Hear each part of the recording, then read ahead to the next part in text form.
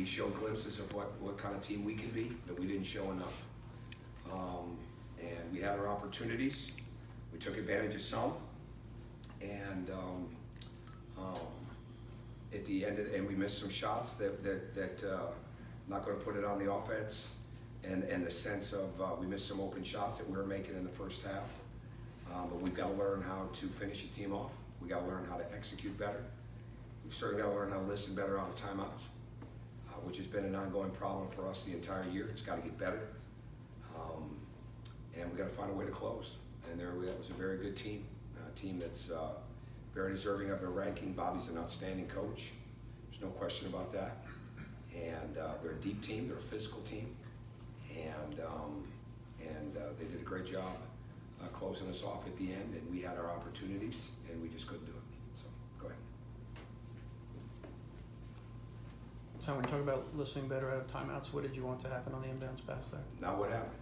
I wanted the ball passed to Tyree. You get a screen in the middle of the floor, and that's I've got to do a better job. I got to do a better job of making sure that I have more and more people prepared for those type of situations.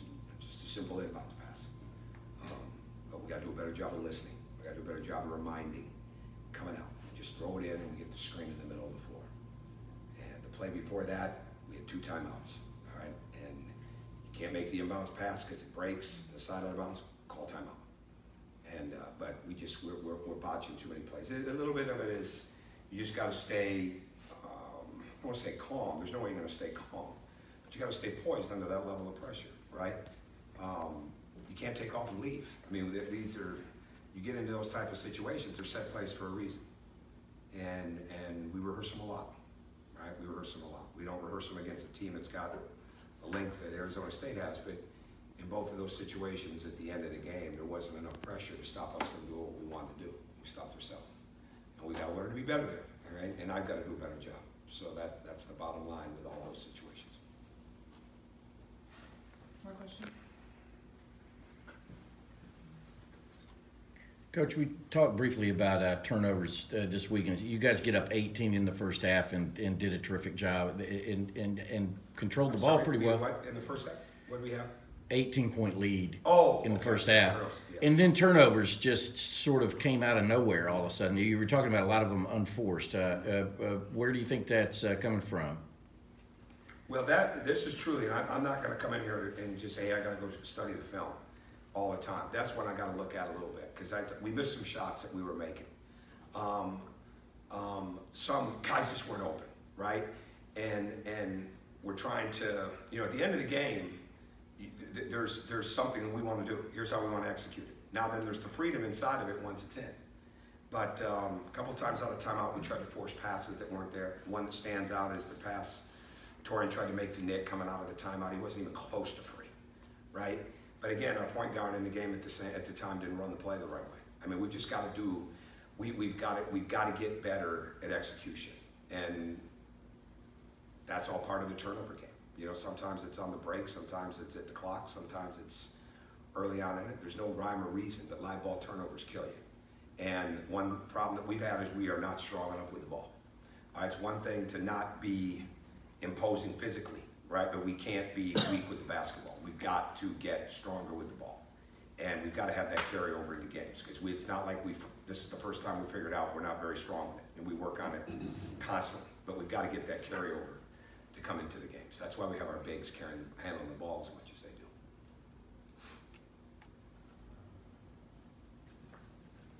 Coach, how, I guess, can you take the positives from a night like tonight where, you get the number 20 team in the country down, in the closing seconds of the game, and then on the flip side of that, how, I guess, does it get frustrating at a point when your team, puts up 47 points in the first half and only 27 in the second half? Well, I'm not going to get frustrated. I'm going to just keep coaching and tell them what I think and what we've got to do. Did we do some good things? Absolutely. I mean, there's no question that we did. The crowd was absolutely phenomenal and loud and into it. And it was one part I said, man, this is fun, right? I mean, it's a festive crowd. It's hot in here. The music's blaring, the band's playing. I mean, this is good. Just relax and play.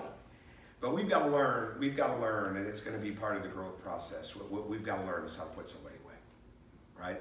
And That's what we've got to have, right? We've got to learn to, but you got to make free throws, okay? You've got to execute 3 stops in a row, 3 scores in a row. Those things are huge, and they're no bigger time than at end of games. And so we'll study the film. We'll do our best to bring them out in practice. And much like we're going to see in the SEC, we're not replicating that length. And we're certainly not replicating the physicality of a Dort and guys like that in the backcourt. You know, Lawrence, Remy Martin played a phenomenal game. He's not an overly physically imposing guy. He's very quick. We couldn't keep him in front of us. But those other guys, those are big, strong guys. And we're going to see a lot of that this year. So we've got to figure out how we're going to overcome that inside of our team. So I'm not frustrated and I'm not discouraged, disappointed without a doubt. But get right back up there, study the film, and know that we're turning around against a team that's got a 25-point-a-game inside score on Tuesday night, who can shoot threes at 50% or better, and a bunch of other 3-point shooters around them. And so we're not going to have much time to sit there and wallow in what we didn't do. We've got to get up and make sure that our one-on-one defense is good, make sure that we're not over-helping, make sure we're not leaving shooters. Now, I don't know if our talk is going to improve considerably between now and Tuesday night, but it's got to continue to get better. And I've got to do a better job constantly. We had foul situations. This is the first time in our time here that we've had to really, really navigate the foul game, you know, with what we had. And that'll happen again. Losing Ray really hurt us tonight. It really, really hurt us with as much time was left in that game. And that's not an excuse, it's a fact. And but we've just got to take advantage of doing more and finding ways for guys to be able to fulfill those roles when they're in the game like that. Any more questions? Yes, I have one. Yeah, I was going to ask you about the foul situation, and it seemed like your bigs had a lot of trouble. You know, you can't complain about officiating per se, but were you pleased with the way the game was called overall tonight? And I'll watch the screening. I respect that crew, and Tony and Don especially. I mean, they've done it for a long time. I didn't know Philip, but I mean, Tony and Don have done it for a long time, at the highest level. So I'm not arguing that. But we got to learn from it, because they said we were wide on our screens, and we really work hard to make sure we're not wide on the screens, especially with the new rule that went in a year ago. With if you're inside of your feet or outside your shoulders, it's a moving screen. And